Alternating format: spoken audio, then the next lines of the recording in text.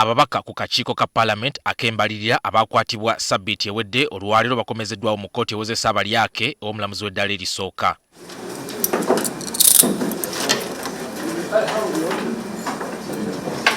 Oludda oluwaabi nga lukulembeddwamu omuwaabi wa gavumenti Jonathan Muwaganya lutegeezezza kkooti nga ssabawaabi wa gavumenti bw'alagidde nti bano omusango gwabwe gusindikibwe mu kkooti enkulu beewozeeko oluvannyuma lw'okumaliriza okukola okunoonyereza okwetaagisa.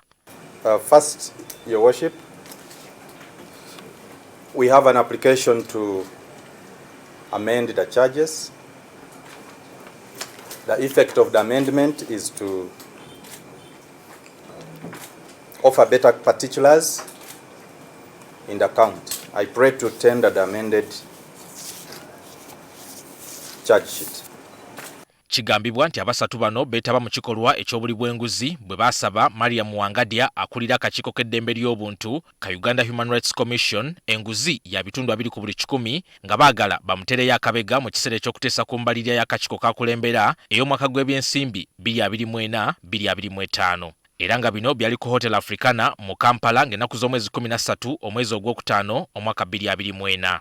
Listed from Mariam Wangadya, the chairperson of the Uganda Human Rights Commission, UHRC, an undue advantage of 20% of the anticipated enhanced budget of the UHRC for the financial year 2024-2025 by asserting that they were able to exert improper influence over the decision-making of the Budget Committee of the Parliament of Uganda and officials at Ministry of Finance, Planning and Economic Development.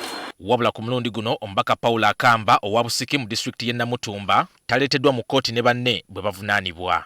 Munnamateeka we Richard Lugambwa abuulidde kkooti ng'omuntu we bwe yakwatibwa mu ngeri y'okumuwamba abantu abataategeerekeka nga n'okutuusa olwaleero tamanyiddwako mayitire.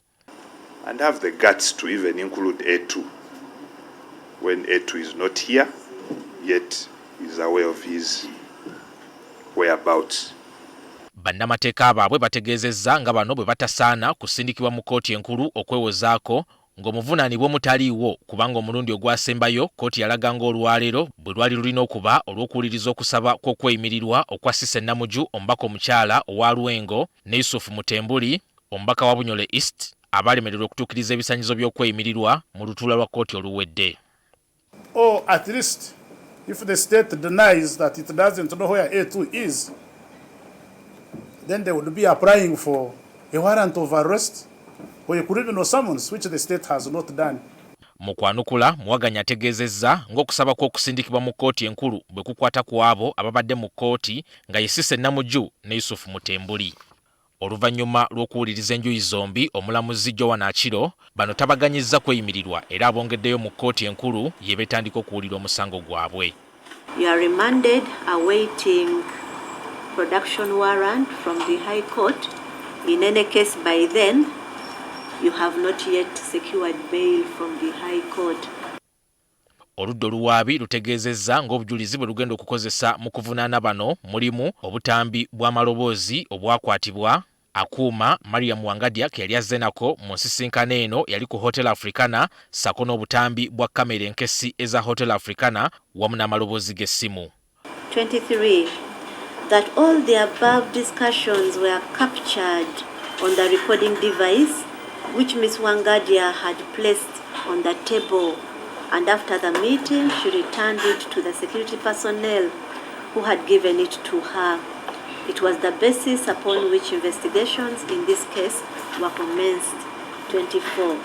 Kkooti era eyisizza ebibaluwa bye bakuntumye ku mubaka Paul Akamba nga yakuddamu okutulanga ennaku z'omwezi 21 omwezi ogwa Juni omwaka 2024 wadde nga mu kiseera kino ono tamanyiddwa waali.